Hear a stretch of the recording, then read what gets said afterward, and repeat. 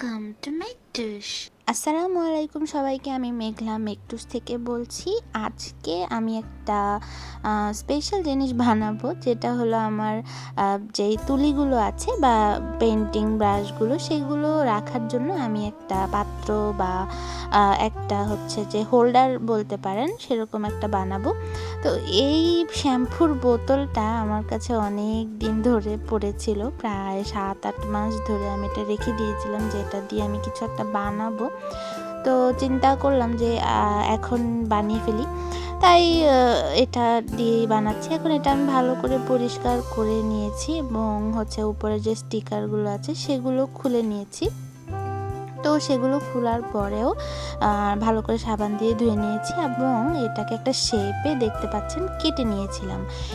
এইখানে আমি সাদা একটা কোটিং দিয়েছি। এই যেহেতু এটা একটা প্লাস্টিকের জিনিস, সেটার উপরে একটা প্লাস্টিক পেইন্ট টাইপের কিছু একটা দিতে হবে, যাতে করে জিনিসটা একদম সুন্দর ফিনিশিং হবে। এই জন্য তো এখানে আমি যেটা ব্যবহার করেছি সাদা কোটিং, সেটা হলো বার্জারের ওয়েদার কোট।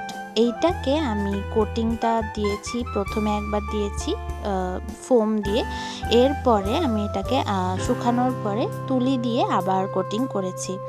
তারপরে এটা যখন একেবারে শুকিয়ে গিয়েছে, এইবার আমি এখানে অ্যাক্রিলিক কালার দিয়ে একটা ড্রয়িং করব।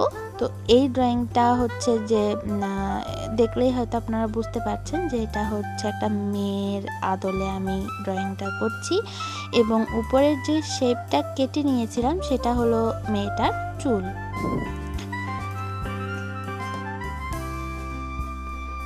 আচ্ছা, প্লাস্টিকের উপরে কালার হয়তো অনেক সময় নাও বসতে পারে, উঠে উঠে যেতে পারে। সেই জন্যই মূলত আমি এখানে বার্জারের যে ওয়েদার কোটটা থাকে সেটা আমি ব্যবহার করেছি। এটা দিলে যে প্লাস্টিকের যে তেল তেলে ভাবটা, সেটা আর থাকবে না।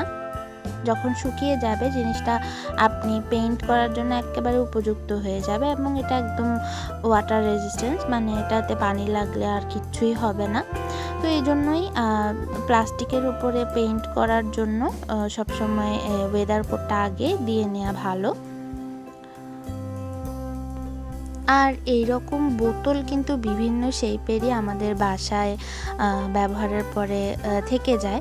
তো সেইগুলোকে কিন্তু কেটে কেটে আমরা সুন্দর বিভিন্ন ড্রয়িং করে করে এরকম রিসাইকেল করতেই পারি, তাই না?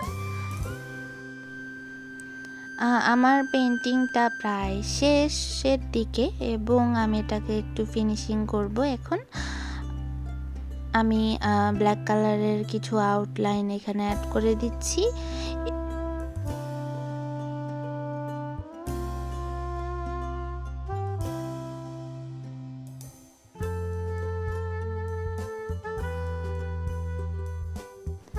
অ্যাক্রিলিক কালারটা করার পরে আমি এখানে ল্যাকার স্প্রে দিয়ে স্প্রে করে নেব, যাতে করে আমার কালারটা একেবারে পার্মানেন্ট হয়ে বসে যায়। ল্যাকার স্প্রেটা দিয়ে স্প্রে করার যেটা উপকারিতা, সেটা হলো আপনার কালারটা নষ্ট হবে না খুব সহজেই, পানি লাগলেও কিচ্ছু হবে না। এই জন্য যে কোনো ক্রাফটিং আইটেমের কালার করার পরে বা ক্যানভাসের ক্ষেত্রেও আমরা এই ল্যাকার স্প্রেটা ইউজ করতে পারি। এবং স্প্রে করার পরে কিন্তু জিনিসটাকে খুব ভালো করে ফ্যানের নিচে দিয়ে শুকিয়ে নিতে হবে। এবং আমার হোল্ডারটি রেডি হয়ে গিয়েছে। এটার মধ্যে এখন আমি আমার ব্রাশগুলো রেখে দেব। আমার অনেকগুলো ব্রাশ জমে গিয়েছিল এবং এটা আমার কলমদানিতে রাখার ফলে আমি ব্রাশ খুঁজে পেতাম না। তো এখন আমার সেই জিনিসটা অনেকটুকু সুবিধা হবে। প্লাস্টিকের জিনিসগুলো যেহেতু আমাদের পরিবেশের জন্য অনেক ক্ষতিকর, আমরা কিন্তু চাইলেই আমাদের যে ফেলনা প্লাস্টিকগুলো থাকে সেগুলো দিয়ে নতুন কিছু বানিয়ে ফেলতে পারি। আপনাদের কাছে যদি এরকম কোনো আইডিয়া থাকে বা রিসাইক্লিং যে কোনো কিছু যদি আপনারা বানিয়ে থাকেন, অবশ্যই আমার সাথে শেয়ার করবেন। এবং ভিডিওটি যদি ভালো লেগে থাকে অবশ্যই আমার চ্যানেলটিকে সাবস্ক্রাইব করবেন। সবাইকে সাথে থাকার জন্য অনেক ধন্যবাদ।